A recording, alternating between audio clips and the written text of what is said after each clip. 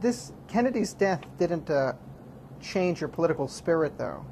You quickly became involved in civil rights and were really actively speaking out. You idolized Martin Luther King Jr. And in one instance, you marched out of school in support of the civil rights movement. Could you tell us about that day? Sure. I didn't actually march out of school. This was planned in advance. It was really my first involvement beyond my own thinking and just speaking to my friends. It was my first activism, if you will, where we planned that instead of going to class the following day, whenever this day was, that we would instead picket the school and carry Jim Crow must go signs in support of the civil rights movement. And that's what we did, and it was very thrilling. One of the things we observed was that most students, and keep in mind we're talking about high school students now, most students simply crossed the picket line and went into school, and there was no effort to physically stop anybody. But something that I was very impressed with was that a number of teachers arrived at school to go into the building, read our signs, talked to us for a minute, and left. They did not go to work that day. The police were called, and a platoon of police officers came. I don't think we were more than a few hundred students at the most.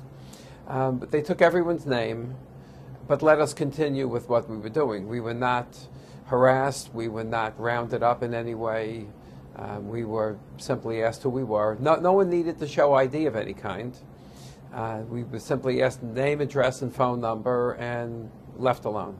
It was almost a message that the New York City administration, including the police department, thought we were doing the right thing. Tell us about your high school gym locker. When I first started high school, which would have been in September of 1961, I graduated in June of '65. It was a 4-year school, so I went for 4 years. So I think that's the right September. When we were told that among the other supplies that we needed was a master lock, a special type of master lock that had a keyhole on the back of the lock. And when you would buy such a lock, you didn't get the key. You got the combination. And that was so that the school was able to open your locker without having to know your combination in an emergency. And my parents gave me money for the lock, and I discovered on the first day when that lock needed to be there, when we went to gym, that there was one student, we called him Henry. Henry Hawkins was his name. There was one student who didn't have a lock because his parents didn't have the $1 or $2 that was the price of the lock for him to be able to afford one. And the gym teacher asked if anybody would be willing to share a locker with Henry with their lock. I need to add that Henry was the only black student in my gym class. There were, I would say, maybe 4 or 5, maybe a half dozen black students in the school. Brooklyn Tech, by the way, was an all-boys school. And there were about a half a dozen, perhaps, black students. I really didn't know them because it was a very large school. So although they were in the school, they weren't in my class or in my gym class. So I was the only one who volunteered to share a locker with Henry. And he became my friend. I didn't know him really before that, other than by sight and hello and goodbye. When you went to college, you had something of a transition, actually, especially your freshman year. What happened? if we're talking personally Yes. about me, I was very excited to go to college. I went to the City College of New York, which was nicknamed at the time the Harvard on the Hudson. It was a school that had very strict entrance requirements. I got in, had good grades in high school. I got in, and I had a certain amount of freedom that I never had before. I actually, at some point during the year, not initially from September, but I pledged a fraternity and at some point moved into the fraternity house. ZBT was my fraternity, and I lived on a street called Hamilton Terrace, which was essentially on campus. It was a block or so from one of the campus buildings, and I lived in Harlem, and it was a wonderful experience, but one of complete irresponsibility on my part, because I got caught up in the freedom of being at school, didn't study, skipped a lot of classes, did a bit of drinking. The drinking age at the time was 18, and I turned 18 that September, so it was legal. And I didn't fail any courses, but my grades were so poor that by the end of the year, I was told by the dean that I met the criteria for being asked to leave the school. City College was 100% free. The only thing I had to pay for was my course materials, books, and things like that. And my seat, I didn't deserve, the dean told me that I didn't deserve the seat that I was occupying when there were so many deserving students who would treat college more seriously. And basically the dean asked me what happened. He said, I looked over your records from high school and your SAT scores, and you did well. Why did you do so poorly in school? And I was honest. I said, because I was immature and irresponsible, and I don't deserve to remain here. At which point he asked me if I would like one more chance. And I said, thank you very much, and I won't disappoint you. By the way, during that interview, he asked me at the outset if I knew what an exit interview was, and I said that I had never heard the term, but I can figure it out.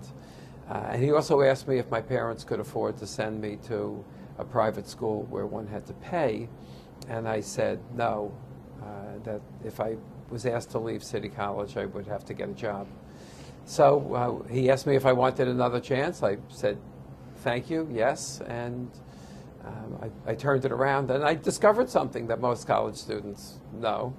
If you read the book and do the work, you do well. Did you do drugs in college? No, I never did. You never did drugs? I never did drugs in college. After graduation, I smoked pot on occasion, but I did not. I never tried smoking pot even once during my 4 years at City College. I'm going to get back to the drugs and counterculture, but I would like to ask you about living in Harlem. You lived in Harlem a year after the race riots. What was that like? Uneventful.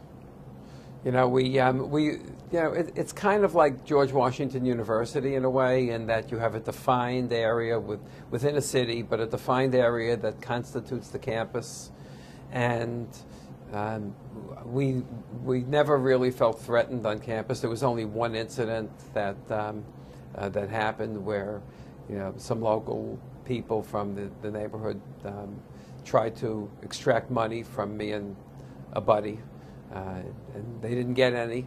It was quite a comical story if you want to hear it. But, sure. What happened was, it was actually on a street called 141st Street, which was perpendicular to Hamilton Terrace that I lived on, and it had a very steep hill. And a group of several young people from the neighborhood approached me and another friend, another college student, and asked for money, and we said no. And they were trying to intimidate us, and we were perhaps a bit intimidated, but we started quickly walking to the fraternity house, and opened the door of the fraternity house and yelled into the fraternity house that some guys were trying to mug us, at which point about 10 or 15 of my fraternity brothers came running out, and our group chased the students down the hill. Thank God we didn't catch them, because I don't know what we would have done with them. We were not violent. We were just being, I guess, some false bravado here, but we chased them, and they ran into a city playground where they yelled something out to some kids from the neighborhood, whereupon 50 or 75 kids from the neighborhood of all ages turned around and started chasing us. And they chased us back into the fraternity house, and then they just left, and we laughed about it. They probably laughed about it as well. So after college, you became a Vietnam War protester. And at about the same time, you became more involved in what is now called the counterculture. How did that transition occur? Well, first of all, you're mistaken in the premise. It was not after college, it was during college. You know, an interesting thing happened, and I can't tell you exactly what year it was, but you had mentioned earlier in one of your questions, and I acknowledged that Martin Luther King was a hero of mine, and I supported the civil rights movement and engaged not only in the picketing that I talked about before, but also in a march that took us over the Brooklyn Bridge and into Manhattan, you know, chanting "Jim Crow must go." It was one of the earlier marches or demonstrations in New York City. But an interesting thing happened, and again, I'm very unclear about the year, but I would say somewhere in the mid-'60s. Now, I graduated from high school in '65, started college in September, and graduated from City College in June of 1969. Somewhere after starting college, Martin Luther King made a speech that was essentially an anti-war speech. And when I first heard that speech, I was kind of ambivalent about the war at that time. And I heard the speech, and I actually initially disagreed with him. I didn't quite understand why he was mixing the civil rights movement with the war in Vietnam. And eventually I came to understand it very clearly as my own thinking and my own education about the war started to materialize. And you know, one of the civil rights movement and the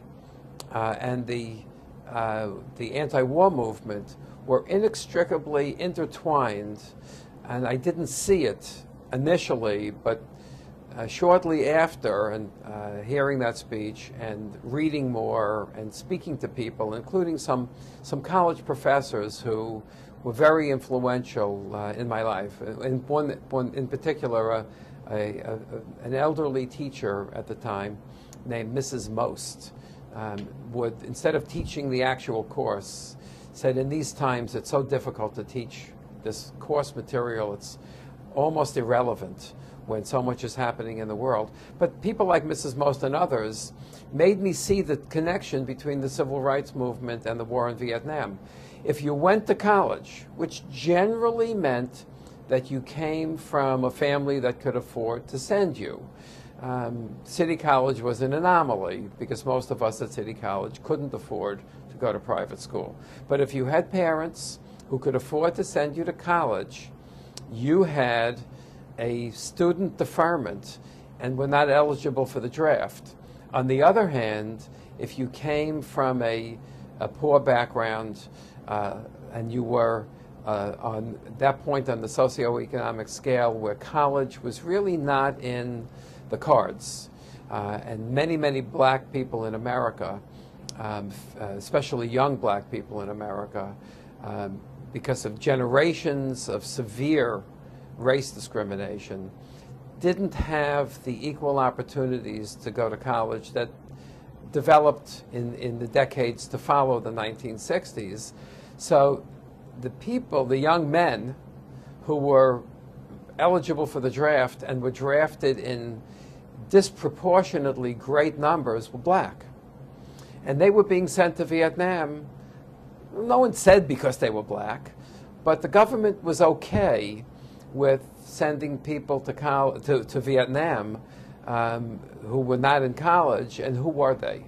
They were poor, they were black, and they were dying for this war. And that connection was very powerful because, as indicated, I was already very much in doing my little part in the civil rights movement, and this was one of the earliest things that gave me some awareness about how wrong the Vietnam War was. You protested the Vietnam War, and very publicly, speaking out to family, to friends about the war, and you didn't hide your views. In 1967, you came here to D.C. to protest at the Capitol or on the National Mall. Tell us about that protest. Yeah, I'm not sure it was 67, but I don't doubt that it was, but I don't have a clear date in my mind. But my girlfriend at the time, your mother, and I came to Washington D.C. and there were a lot of people here. I think we came to a subsequent protest in about 1969 or 70 that was huge, but we came earlier, and we saw people from all walks of life, which was wonderful. One might have thought, I think I probably assumed at the time, that it's going to be a bunch of college students. It was not. It was Mothers Against the War. It was we saw people from every ethnic group, every point on the socioeconomic ladder had something to say about the war, and this was a major anti-war demonstration. You were also actually pretty involved in politics too, the political side of the war, and you very deeply opposed Richard Nixon when he was running for president and when he was president. Tell us about some of the arguments you had with people over his election. Well, it was kind of nonstop. My personality at the time was pretty aggressive about things that, passionate is probably a better word. I was pretty passionate about things that were important to me. And if I heard a comment, which I heard all the time, about these commie pinkos, and that was a very, very prevalent expression.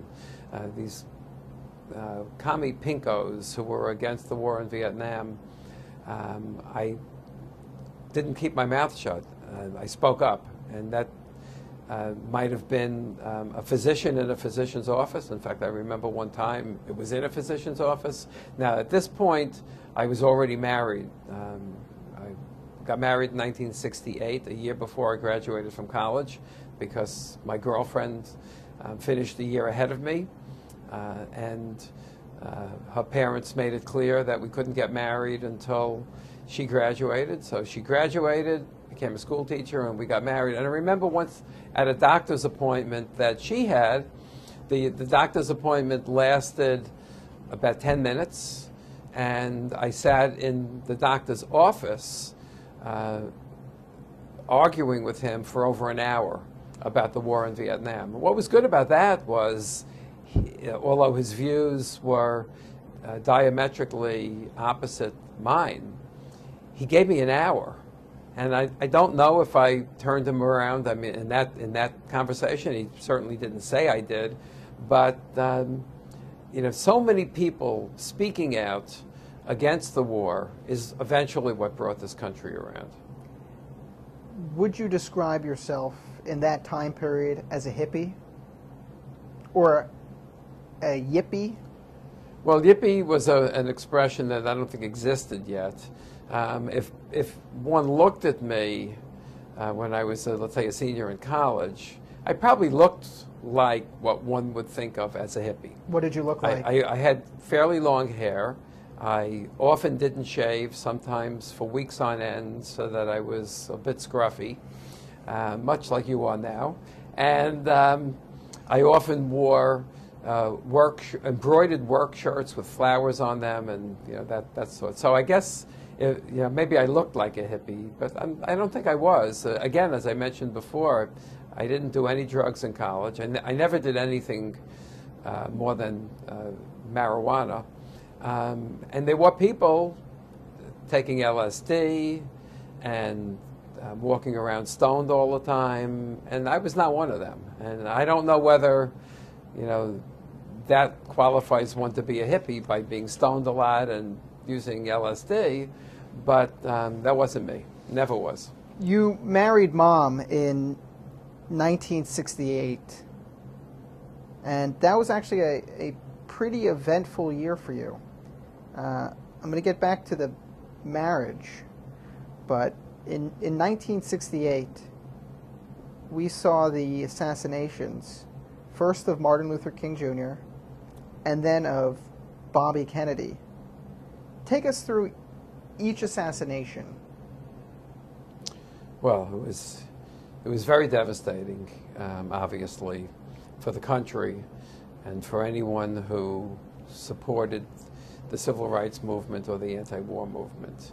I'm sorry to say that there were Americans who were actually overjoyed by these assassinations, but the more visible ones at the time were people who were not destroyed, but certainly very badly hurt by these two events. And especially since they came so close in time to one another. It almost made one want to just give up. Thankfully, the civil rights movement continued and the anti-war movement continued, but it was very devastating. I have to, though, tell you something, though, about Robert Kennedy. I was not a Robert Kennedy supporter initially. I supported Eugene McCarthy. I thought he accomplished something tremendous, especially when he won the Democratic primary in New Hampshire, which was a very hawkish state at the time, and he really invigorated the anti-war movement at that point in time, and his showing in New Hampshire. It's possible he didn't win, but he did well. He did very well in New Hampshire, and it gave legitimacy to his candidacy. When Robert Kennedy ultimately beat McCarthy, and McCarthy, it was clear long before the convention that he was not going to get the nomination, I kind of felt that Robert Kennedy was a Johnny-come-lately, so to speak, who was jumping on the anti-war bandwagon, where McCarthy instead was a leader of the anti-war movement. But nevertheless, given the alternatives, it was easy to embrace Robert Kennedy, which I did. And I remember I was still living at home at this point in time. I didn't stay in the fraternity house past the freshman year. Came home because I needed to do my work. And I remember watching his speech after the California primary. And it was quite late at night. And keep in mind, living in New York on the East Coast, and the speech was after the polls closed, and it was clear that he was going to be the winner. Heard the speech and went to sleep. And I went to sleep happy that he won the primary. It looked like he was going to easily, at that point, get the Democratic nomination, and was shocked to wake up the next morning to find out what happened. That was absolutely devastating. How did you come around to support Kennedy in the first place, though? Well, when it was clear that McCarthy was not going to be the nominee, Kennedy was a very credible voice against the war who had the ability to win. And McCarthy probably never had the ability to win, but he certainly invigorated the many segments of the electorate. And then when Kennedy overcame McCarthy in the primary race, the nationwide primary race, it was easy to support Kennedy with disappointment that it was not going to be McCarthy, but with the knowledge that we had someone who would probably win the election. You were married a few months later. Kennedy, if I'm correct, was killed in June. That's correct. You were married in August. Mm-hmm. And this was a month before your 21st birthday. How did getting married in 1968 change you? I would say that it didn't change me at all, other than that I moved out of my parents' small apartment and into my own small apartment. But I don't think it changed me at all. I am blessed to have a wife, then a fiancé, who was very like-minded, who was not a racist, and white people who weren't racists in those years were kind of hard to find. And I found one whose views on the war in Vietnam evolved at the same time as mine and in the same direction, and who I loved, and I know she loved me. And we're about to celebrate our 45th anniversary, and it's been a great marriage. Were you afraid that you'd have to go over to fight in Vietnam after you married Mom? Well, it wasn't the fact of getting married that caused the fear of having to go to Vietnam. It was the fact that there was, I can't give you the exact chronology, but there was already talk about ending student deferments for graduate school. And while I wasn't clearly focused on graduate school in 1968, remember I still had my senior year to go, graduate school had been a means of having a deferment. And I knew that when I graduated, I was going to have to deal with the issue of becoming eligible for the draft. So what did you do to avoid the draft?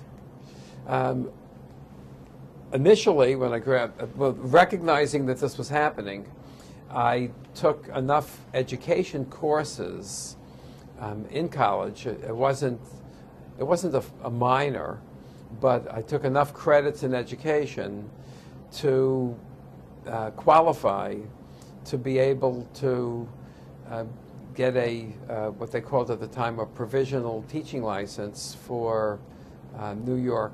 The New York City Board of Education. And when I graduated from college, I applied for a job as a teacher.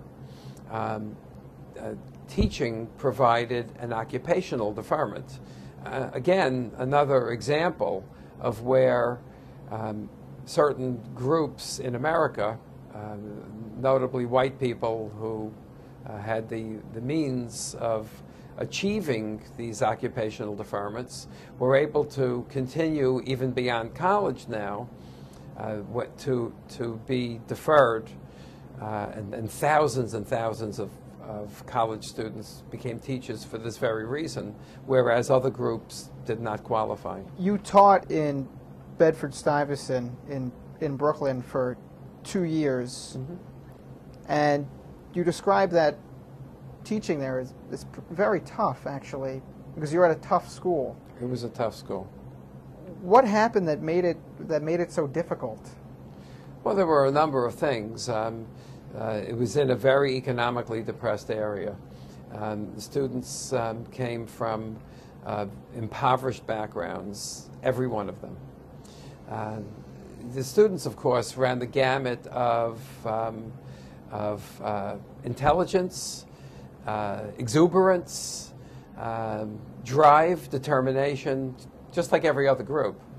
That too, while it was a very, very difficult job and a difficult school to teach in, that too helped me in my in my growth as a person, in that I saw when visiting the homes of certain students, and I was not shy about going to speak to their parents, seeing the horrible circumstances under which they lived and realizing just how special some of these kids were because of their ability to overcome. I grew up poor, and we didn't have anything. But my environment was a rich environment compared to some of these children in homes that had no heat, in buildings that, if they weren't condemned, should have been, with all types of problems. And yet, some of these kids were actually spectacularly driven, hardworking, wonderful students to teach. And of course, I had the other end of the spectrum as well. Kids who succumbed to their the bad influences of their environment, who were very tough kids, and very, very difficult to get through to. And I visited their homes as well, and it was a real learning experience for me.